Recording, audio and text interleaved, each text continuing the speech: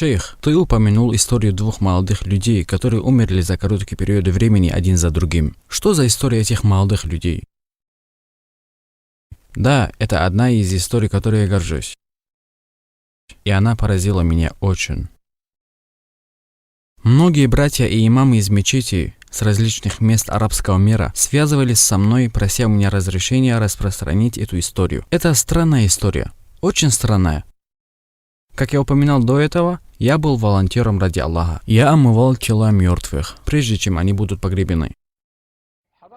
Я подготавливал недельную регистрационную книгу по смертям. И в то время, как я сидел в офисе, брат зашел ко мне и сказал: «Покойник готов для омовения». Я сказал ему, чтобы он взял его и отнес в комнату для омовения, и что я, сменив одежду, приду.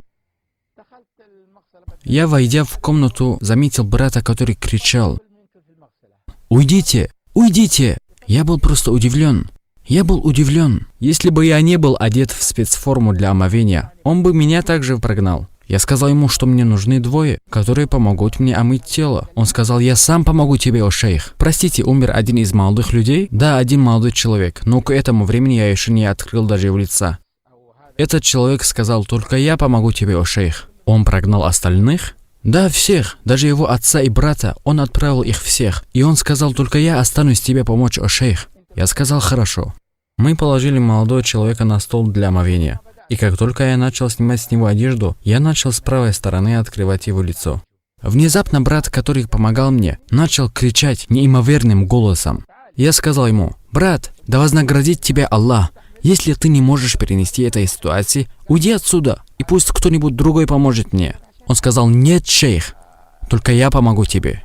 Я сказал: «Тогда позволь мне привести твоего брата в порядок. Мне нужно сосредоточиться, а то я могу сделать что-то не так. И если я совершу ошибку, ты ведь не расплатишься за эту ошибку, что я совершил. Только Аллах знал, что я делаю». Он сказал: «Хорошо, шейх». Затем я снова начал снимать с него одежду. Когда я начал протирать и сдавливать его мягкий живот, так если там будет вода или что-то еще, оно выходит. Он снова начал кричать громко и плакать. Затем я ему сказал: «Выйди отсюда, я не могу так работать. Выйди отсюда, пожалуйста». Он сказал: «Нет, я не уйду.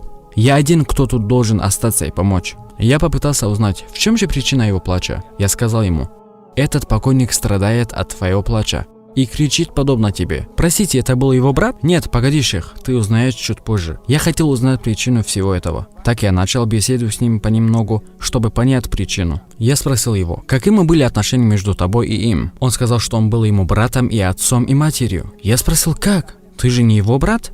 Он сказал: «Нет, я не его брат». Я сказал: «Ты кричал и плакал и прогнал всех, и ты даже не его брат?» Он сказал: «Нет, я не его брат. Для него я больше, чем его брат, и отец, и мать». Я обнаружил это очень странным. И для того, чтобы он больше не начал кричать и плакать, я сказал: «Хорошо, в то время как я буду омывать его, ты расскажешь мне свою историю с ним».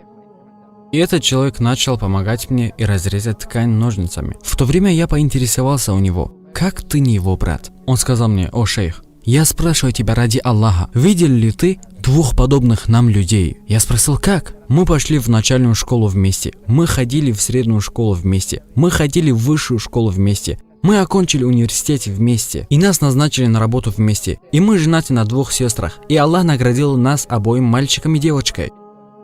И мы жили в домах друг напротив друга, мы ходили в мечеть вдвоем, мы завтракали вместе, мы ходили на работу вместе до этих пор, все время вместе до этих пор. Видел ли ты двух братьев, подобных нам?» Я сказал: «Нет, клянусь Аллахом, даже своего собственного брата я вижу лишь по важным датам, и он живет за рубежом». Мы закончили омовение и все, что с ним было связано. И я сказал ему, что нам нужно сейчас это перенести его в мечеть, и ты помолишься за него, и буду искренним в своей молитве за него. Он сказал: «Хорошо, шейх». Так мы подготовили тело и перенесли его в мечеть, и мы помолились за него. У нас есть кладбище в Саудии. Ты можешь посмотреть, если хочешь увидеть его. Оно подобно коридору, и каждый этот коридор называется шаршурой. И каждая шаршура имеет от 30 до 50 пронумерованных могил. Как, например, шаршура номер 10, могила номер 6 или 7 и так далее. Так мы пришли захоронить этого молодого человека в шаршуре номер 7, в могиле номер 10. Мы похоронили его.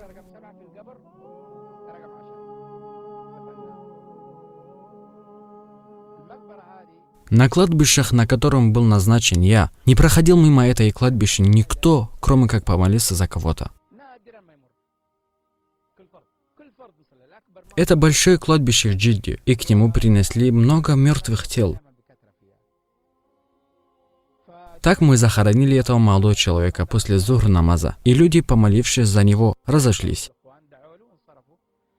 Я, сменив свою одежду, отправился вновь на работу. Днем позже я пришел к себе в офис и записал и зарегистрировал случай. Там были люди, которые сидели в ожидании. Я спросил у рабочих, кто эти люди? Они сказали: о, шейх, там снаружи тебя ожидают очередные похороны. Я сказал: почему вы этого раньше не сказали? Они сказали: мы подумали, что ты знаешь, шейх. Я сказал: хорошо, пошли. Я вошел в комнату для омовения, и вместе со мной вошел брат и отец, и им был внесен мертвый человек. И когда я открыл лицо этого мертвого человека, я сказал: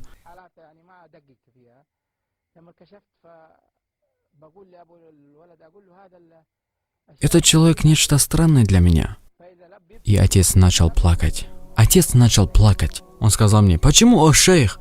Это один из тех, кто помогал тебе вчера омывать своего друга. Аллаху акбар, Аллаху акбар. Это один из тех, кто передал тебе ткань и ножницы, чтобы помочь тебе омыть своего друга. Представьте, братья, вчера он передал мне ткань и ножницы, и я успокаивал его, а сегодня я его омываю.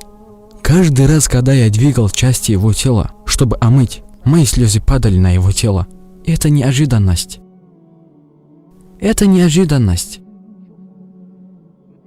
Как упомянул шейх, смерть не дает вам много времени. В одно мгновение, не задумываясь, в любой момент. После того, как все было сделано, я спросил у некоторых братьев и его отца: как он умер? Как он умер? Буквально вчера он был со мной. Они ответили: о шейх, после того, как он пришел с похорон своего друга, он сказал своей жене: не буди меня до аср намаза, потом разбудишь, я помолюсь за своего друга. Когда жена пришла, чтобы разбудить его, она обнаружила его лежащим на правой стороне, и он был мертв. Аллаху акбар, без всякой причины? Да, без всякой причины. Когда мы спросили у его отца и у его жены, они сказали: он умер от скорби по своему другу. Его брат, его друзья, я не знаю, что они сказали. Но посмотрите на смысл этой истории. Когда мы омывали этого молодого человека и совершали молитву над ним и хоронили его, мы похоронили его в той же Шаршуре номер 7, могила номер 11. Его друг был вчера похоронен в могиле номер 10, а сегодня он в могиле номер 11. Они жили вместе и погибли вместе. Всего лишь несколько часов разницы между ними. И нет ничего между ними, кроме стены. Так они жили вместе и будут жить вместе из-за их любви ради Аллаха. Я прошу Аллаха, чтобы Он дал мне и вам благой конец. Шейх, я не нахожу комментариев, кроме хадиса посланника Аллаха, мир ему. Любите кого хотите, все равно вы покинете его. Любите его, находитесь рядом с ним, будьте его другом. Все равно наступит день, когда вы покинете его. Но возможно, они молили Аллаха и просили его, чтобы он не разделял их даже после смерти. Так Аллах присоединил его к своему другу. И возможно, с дозволения Аллаха, если они на самом деле были верующими, как и ты упомянул, они окажутся под нуром в тени трона Всемогущего. Два человека, которые встретились и полюбили друг друга, и не покидали друг друга ради Аллаха. И они с дозволения Аллаха вновь встретят друг друга и нас, и дорогих зрителей в раю. Так пусть запомнят эту историю и это положение.